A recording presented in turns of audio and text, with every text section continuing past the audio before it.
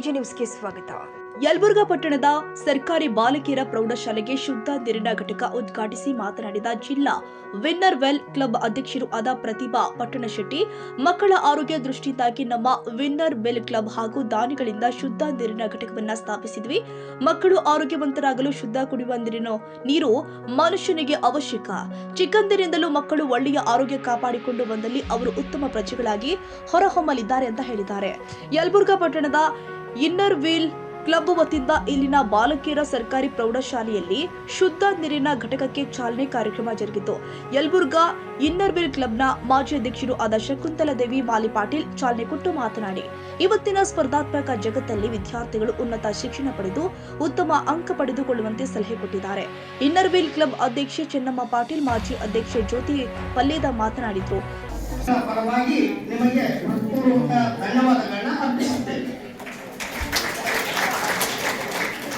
ವಿದ್ಯಾರ್ಥಿಗಳ ಆರೋಗ್ಯದ ಹಿತದೃಷ್ಟಿಯಿಂದ ಹಾಗೂ ಶಾಲೆಯ ಮೂಲಭೂತ ಸೌಕರ್ಯ ಅಭಿವೃದ್ಧಿಗೆ ನೀವು ನೀಡಿದ ಈ ಅಮೂಲ್ಯ ಕೊಡುಗೆ ಅತ್ಯಂತ ಶ್ಲಾಘನೀಯ. ಇಂದಿನ ಕ್ಷೇತ್ರದಲ್ಲಿ ಮುಂಚೂಣಿಯಲ್ಲಿರುವ ನಿಮ್ಮ ಸಂಸ್ಥೆಯು ಶಿಕ್ಷಣ ಮತ್ತು ಮಕ್ಕಳ ಆರೋಗ್ಯದ ಕುರಿತು ಹೊಂದಿರುವ ಸಾಮಾಜಿಕ ಜವಾಬ್ದಾರಿ ನಮಗೆಲ್ಲರಿಗೂ ಮಾದರಿಯಾಗಿದೆ. ಈ ಶುದ್ಧ ನೀರಿನ ಘಟಕವು ನಮ್ಮ ಶಾಲೆಯ ನೂರಾರು ವಿದ್ಯಾರ್ಥಿಗಳಿಗೆ ಸುರಕ್ಷಿತ ಕುಡಿಯುವ ನೀರನ್ನು ಒದಗಿಸುವಲ್ಲಿ ಪ್ರಮುಖ ಪಾತ್ರವನ್ನು ವಹಿಸಲಿದೆ. ನಿಮ್ಮ ಸಂಸ್ಥೆಯು ಮುಂದಿನ ದಿನಗಳಲ್ಲಿ ಇನ್ನಷ್ಟು ಎತ್ತರಕ್ಕೆ ಬೆಳೆಯಲಿ ಹಾಗೂ ಇಂತಹ ಅನೇಕ ಜನಪರ ಕಾರ್ಯಗಳನ್ನು ಕೈಗೊಳ್ಳುವ ಶಕ್ತಿ ನಿಮಗೆ ಲಭಿಸಲಿ ಎಂದು ನಾವು ಹಾರೈಸುತ್ತೇವೆ.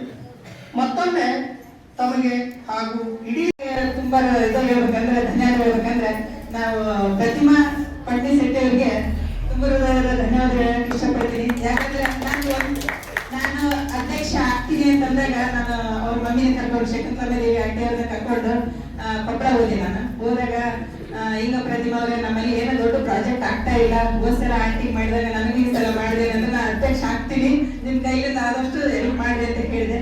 ಆಯ್ತ್ರಿ ನಾ ಮಾಡ್ತೀನಿ ನನ್ನ ಕೈಲಾದಷ್ಟು ಅಂತ ಹೇಳಿ ಈ ಪ್ರಾಜೆಕ್ಟ್ ಎಲ್ಲ ನಮ್ಗೆ ದೊಡ್ಡದಾಗಿ ಯಲಬುರ್ಗಕ್ಕೆ ಬಾಲಿಕೆಯರ ಸ್ಕೂಲಿಗೆ ಮಾಡಿಕೊಟ್ಟೋದಕ್ಕೆ ಬಹಳ ಖುಷಿ ಐತೆ ನನಗೆ. ನಿಮ್ಮೆಲ್ಲರಿಗೆ ನೀರಿನ ಸೌಕರ್ಯ ಇರಲಿ ಅಂತೇಳಿ ನಿಮ್ಮಲ್ಲೇ ಯಲಬುರ್ಗಾದಲ್ಲೇ ಎದಕ್ಕೆ ಆಶೆ ಮಾಡಿದ್ರೆ ಅಂದ್ರೆ ಮೊದ್ಲು ಹೆಣ್ಮಕ್ಳು ಚೆನ್ನಾಗಿದ್ರೆ ಗಂಡ್ಮಕ್ಳು ಚೆನ್ನಾಗಿರ್ತಾರೆ. ನಾವು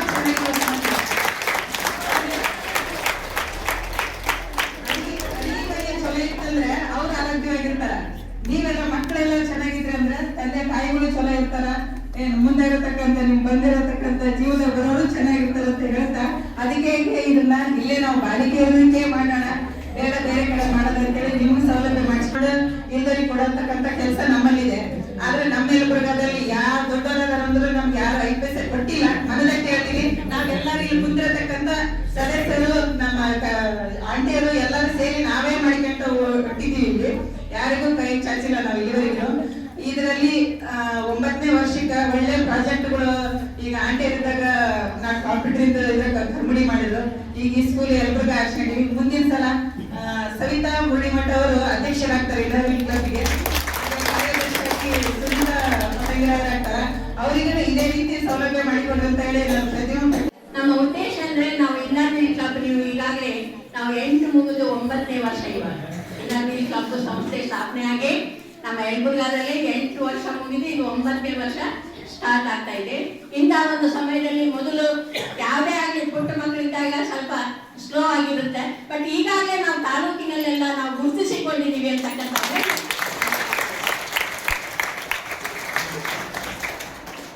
ತಮಗೆಲ್ಲ ಈ ಮೊದಲೇ ನಾನು ಶಿಕ್ಷಕ ದಿನಾಚರಣೆ ದಿವಸ ತಿಳಿಸಿದಂತೆ ನಮ್ಗೆ ಎಲ್ಲಿಂದಲೂ ಕೂಡ ಫಂಡ್ ಬರೋದಿಲ್ಲ. ನಾವೇ ನಮ್ಮ ಸದಸ್ಯತ್ವ ಫೀಸನ್ನ ಮೇಲೆ ನಮ್ಮ ಹೆಡ್ ಆಫೀಸಿಗೆ ಕಳಿಸ್ಬೇಕಾಗುತ್ತೆ. ನಾವು ಇರ್ತಕ್ಕಂಥ ಯಾರ ಹತ್ರ ದುಡ್ಡು ಐತಿ, ಯಾರ ಹತ್ರ ಅನುಕೂಲತೆ ಐತಿ, ಯಾರ ಹತ್ರ ಏನ್ ಸಿಗ್ತಾವ ಅಲ್ಲೆಲ್ಲ ಹೋಗಿ ಕೇಳೋದು. ಯಾರಿಗೆ ಅವಶ್ಯಕತೆ ಇದೆ, ಯಾರಿಗೆ ಬಡವರಿದ್ದಾರೆ, ಯಾರಿಗೆ ನಿರಾಶ್ರಿತರಿದ್ದಾರೆ, ಅವ್ರಿಗೆ ಏನು ಅವಶ್ಯಕತೆ ಇದೆ ಅದನ್ನ ನಾವು ಪೂರೈಸುವಂತ ಕೆಲಸ, ಆ ಸೇವಾ ಮನೋಭಾವನೆನೇ ನಮ್ಮ ಸಂಸ್ಥೆಯ ಉದ್ದೇಶ. ಈ ನಿಟ್ಟಿನಲ್ಲಿ ನಾವು ಈಗ ಸತತವಾಗಿ ಅನೇಕ ಕಾರ್ಯಕ್ರಮಗಳನ್ನ ಮಾಡ್ಕೊಂಡು ಬಂದಿದ್ದೀವಿ. ಮೊದಲ ಸಣ್ಣ ಮಾಡ್ಕೊಟ್ವಿ, ದುರ್ಗಾದೇವಿಗೆ ಬೆಂಚ್ಗಳನ್ನು ಮಾಡಿಸ್ಕೊಟ್ವಿ, ವೃದ್ಧಾಶ್ರಮಗಳಿಗೆ ಅಲ್ಲಿ ಹೋಗಿ ಅವ್ರಿಗೆ ನಾವು ಹಿರಿಯರ ನಾಗರಿಕರ ದಿನಾಚರಣೆ ದಿವಸ ಅವ್ರನ್ನ ಯಾರಪ್ಪ ಸಮಾಧಾನ ಮಾಡಬೇಕು, ಯಾರು ಖುಷಿ ಪಡಿಸ್ಬೇಕು ಮುಂದುವರಿಸಬೇಕು ಅಂತ ನಾವೇ ಇನ್ನೊಂದು ಅಧ್ಯಕ್ಷರಿದ್ದಾಗ ಕರುಣಿ ಶಾಲೆಗೆ ಇದು MLC ಅವರ ಅನುದಾನದಲ್ಲಿ 1 ಲಕ್ಷ ರೂಪಾಯಿಗಳ ಒಂದು ಫಂಡ್ ಕೊಡಿಸಿ 4 ಕಂಪ್ಯೂಟರ್ಗಳನ್ನ ಸ್ಕೂಲ್ಗೆ ಕೊಡಿಸಲು ತಕ್ಕಿದ್ದಾರೆ. ಪ್ರತಿ ವರ್ಷ 1 ಲಕ್ಷನೇ ನಾವು ಹೋದ ವರ್ಷ 1 ಲಕ್ಷದ್ದಾಗಿದ್ದು ಈ ವರ್ಷ 2 ಲಕ್ಷಕ್ಕೆ ಮಾಡಿದೀವಿ ಅಂತಕ್ಕಂಥ ಇದು ಕೂಡ ನಾವು ಆಕ್ಚುಲಿ ಹೋದ ವರ್ಷನೇ ಅವ್ರಿಗೆ ಕೇಳಿದ್ವಿ. ಆದ್ರೆ ನಾವು ಕೇಳಿದಾಗಲೇ ಫೆಬ್ರವರಿ ನಾವು ಕೇಳಿದ್ದು.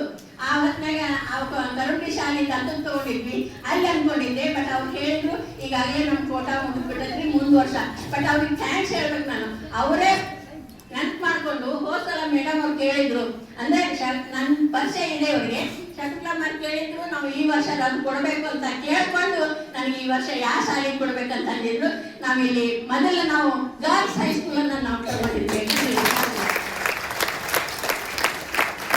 ನಾವು ಶಾಲೆಗೆ ಯಾಕೆ ಮಾಡ್ತೀವಿ, ಅದ್ರ ಉದ್ದೇಶ ಏನು, ಶಾಲೆಗೆ ನಾವು ಯಾಕೆ ಪ್ಲಾನ್ ಕೊಡ್ತೀವಿ? ಇಂದಿನ ಮಕ್ಕಳು ನಾಳಿನ ಪ್ರಜೆಗಳು. ನೀವೆಲ್ಲರೂ ಚೆನ್ನಾಗಿ ಶಾಲೆ ಕಲಿಬೇಕಾದ್ರೆ ಮೊದಲು ನಿಮ್ಮ ಆರೋಗ್ಯ ಚೆನ್ನಾಗಿದ್ರೆ ಮಾತ್ರ ನೀವು ಮುಂದೆ ಬರಕ್ ಸಾಧ್ಯ. ಯಾವುದೇ ನೀವು ಅಭ್ಯಾಸದಲ್ಲಿ ಇರ್ಬೋದು, ಈ ಚಟುವಟಿಕೆಗಳಿರ್ಬೋದು, ಪ್ರತಿಯೊಂದರಲ್ಲಿ ಕೂಡ ಮೊದಲ ಆರೋಗ್ಯ ಚೆನ್ನಾಗಿದ್ರೆ ನಾವು ಏನನ್ನಾದ್ರೂ ಮಾಡ್ಬೋದು. ಆರೋಗ್ಯ ಚೆನ್ನಾಗಿರ್ಬೇಕಾದ್ರೆ ಶುದ್ಧ ನೀರಿನ ಕುಡಿಯೋ ನೀರು ನಿಮಗೆ ಮುಖ್ಯ ಐತಿ. ಆ ನಿಟ್ಟಿನಲ್ಲಿ ನಾವು ನಿಮ್ಮ ಸ್ಕೂಲ್ಗೆ ನಾವು ಗೌರ್ಮೆಂಟ್ ಹಾಸ್ಪಿಟಲ್ ಅಲ್ಲಿ ರೋಗಿಗಳು ಬರ್ತಾರ, ಡಾಕ್ಟ್ರೇ ದೇವರಂತ ಬರ್ತಾರ, ಸರಿ ಆತ ಸಮಾಧಾನ ಕೊಡೋದೊಂದು ಅಲ್ಲಿ ಮೂರ್ತಿ ಇರ್ಬೇಕು ಅಂತ ಈ ವರ್ಷ ನಾವು ಅಲ್ಲಿ ಗಣೇಶನ ಮೂರ್ತಿಯನ್ನು ಕೂಡ ಒಂದು ಪ್ರತಿಷ್ಠಾಪನೆ ಮಾಡಿದ್ವಿ. ನಾವು ಈ ವರ್ಷ ಮಾಡಿರ್ತಕ್ಕಂಥ ಈ ನಮ್ಮ ಕಾರ್ಯಗಳನ್ನ ನೋಡ್ಕೊಂಡು ಅನೇಕರು ಬಂದು ಕೇಳ್ತಾರೆ, ನಮ್ಮಲ್ಲಿ ಒಂದೆರಡು ಬೆಂಚ್ ಮಾಡಿಸ್ರಿ, ಅಲ್ಲೊಂದೆರಡು ಬೆಂಚ್ ಬೇಕ್ರಿ, ಆ ಗಾರ್ಡನ್ಯಾಗ ಒಂದೆರಡು ಬೆಂಚ್ ಬೇಕ್ರಿ. ಆಮೇಲೆ ಮೊನ್ನೆ ಬೇವೂರು ಶಾಲೆಯವರು ಕೇಳಕ್ ಕಳ್ಸಿದ್ರಿ ನನಗೆ. ಅದಕ್ಕೆ ಖುಷಿ ಅನ್ಸುತ್ತೆ. ನಾವು ಇಷ್ಟೊಂದು ಗುರ್ತಿಸ್ಕೊಂಡ್ವಿ. ಅವ್ರ ಸ್ಕೂಲ್ಗೆ ನಾವು ಬಣ್ಣ ಹಚ್ಕೊಡ್ಬೇಡಿ, ದೇವ್ರ ಸ್ಕೂಲಿಗೆ ಬಣ್ಣ ಹಚ್ಕೊಡಿಸ್ರಿ, ನಮ್ದು ಬಹಳ ಹಳೇದಾಗೈತಿ, ಸ್ಕೂಲಿಗೆ ಬಣ್ಣ ಹಚ್ಚಕ್ಕಾಗಿಲ್ಲ ಅಂದ್ರೆ ಏನು, ಸರ್ಕಾರಿ ಅನುದಾನ ಕಡಿಮೆ ಇರೋದ್ರಿಂದ ಇಂಥವೆಲ್ಲ ಕೇಳ್ತಾವ್. ನಾವು ಹೆಚ್ಚಾಗಿ ಪ್ರೈವೇಟ್ ಸ್ಕೂಲ್ಗಳಿಗೆ ಮಾಡಿಸೋದಿಲ್ಲ, ಕೇವಲ ಸರ್ಕಾರಿ ಸ್ಕೂಲ್ ಮಾತ್ರ ನಾವು ದತ್ತು ತಗೊಂತೀವಿ. ಆಕ್ಚುಲಿ ನಾವು ಹೇಳ್ಬೇಕಂತಂದ್ರೆ ನಮ್ದು ಒಂದು ಸೇವಾ ಸಂಸ್ಥೆನ ಇದು. ನಾವು ಒಂದು ಪ್ರತಿ ವರ್ಷ ನಾವು ಒಂದು ಗೌರ್ಮೆಂಟ್ ಸ್ಕೂಲ್ನ ನಾವು ದತ್ತು ತಗೊಂತೀವಿ. ಅದು ಒಂದು ಮಿನಿಮಮ್ ಒಂದು ತಗೊಂತೀವಿ. ನಾವು ಮ್ಯಾಕ್ಸಿಮಮ್ ಎಷ್ಟಾದ್ರೂ ಮಾಡ್ಬೋದು.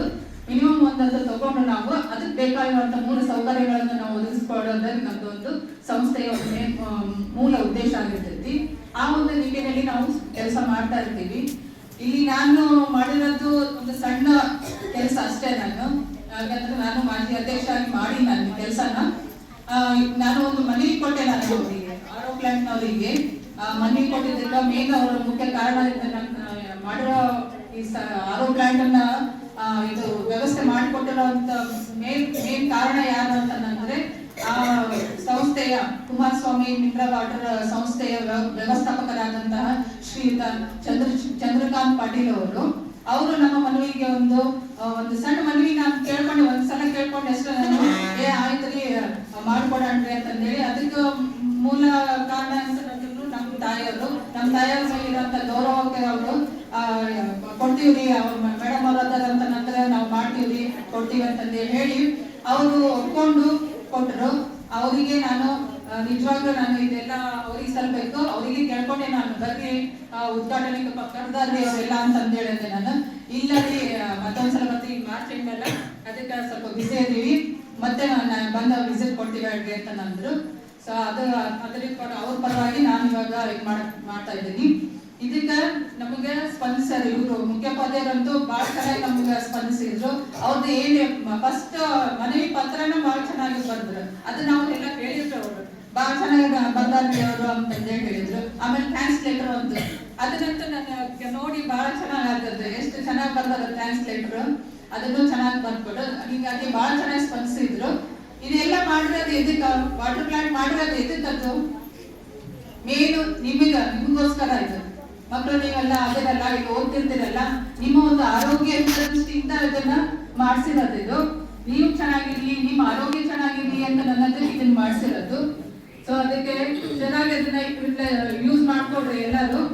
ಆಮೇಲೆ ಈಗ ಎಕ್ಸಾಮ್ ಬರಕತ್ತಿ, ಈಗ ಎಲ್ಲರೂ ಚೆನ್ನಾಗಿ ಓದ್ರಿ. ಒಂದು ಸಣ್ಣದೊಂದು ಉದಾಹರಣೆ ಹೇಳ್ತೀನಿ. ಎಕ್ಸಾಮ್ ಅಂತಂದ್ರೆ ಈಗ ಒಂದು ಇಬ್ರು ಹುಡುಗರು ಇರ್ತಾರ. ಒಂದು ಹುಡುಗ ಏನಂತಂದ್ರೆ ಬಹಳ ಶಾಣೆ.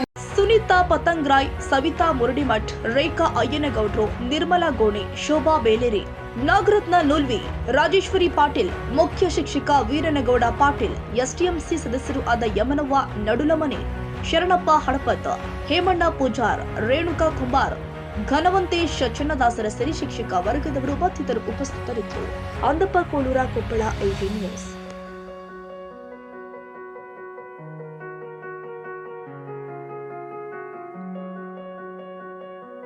ಕನ್ನಡಿಗರ ಮೆಚ್ಚಿನ ನಿಮ್ಮ AJ 24/7 ನ್ಯೂಸ್ ಕನ್ನಡ ವಾಹಿನಿ ಇದೀಗ ಟಿವಿಯಲ್ಲಿ ಲಭ್ಯ.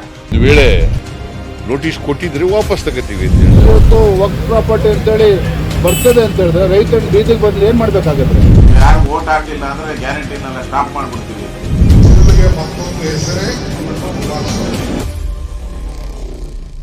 ಕರ್ನಾಟಕ ಮತ್ತು ದೇಶ ವಿದೇಶ 360 ಡಿಗ್ರಿ ಸುದ್ದಿ ಹಾಗೂ ಉತ್ತರ ಕರ್ನಾಟಕ, ಬೆಳಗಾವಿ, ಬಾಗಲಕೋಟೆ, ಧಾರವಾಡ, ಹಾವೇರಿ, ಗದಗ, ಬಿಜಾಪುರ ಜಿಲ್ಲೆಯ ಕ್ಷಣ ಕ್ಷಣದ ವಿವರವನ್ನ ಪಡೆಯುವುದಕ್ಕೆ AJ 24/7 ನ್ಯೂಸ್ ಕನ್ನಡ ವಾಹಿನಿಯನ್ನ ಲೈಕ್ ಮಾಡಿ, ವಿಡಿಯೋಗಳನ್ನ ಶೇರ್ ಮಾಡಿ, ಕಮೆಂಟ್ ಮಾಡುವ ಮೂಲಕ ನಮ್ಮ ವಾಹಿನಿಗೆ ಸಹಕಾರ ನೀಡಿ ಮತ್ತು ಚಾನೆಲ್ ಅನ್ನ ಸಬ್ಸ್ಕ್ರೈಬ್ ಮಾಡಿ. ಧನ್ಯವಾದಗಳು.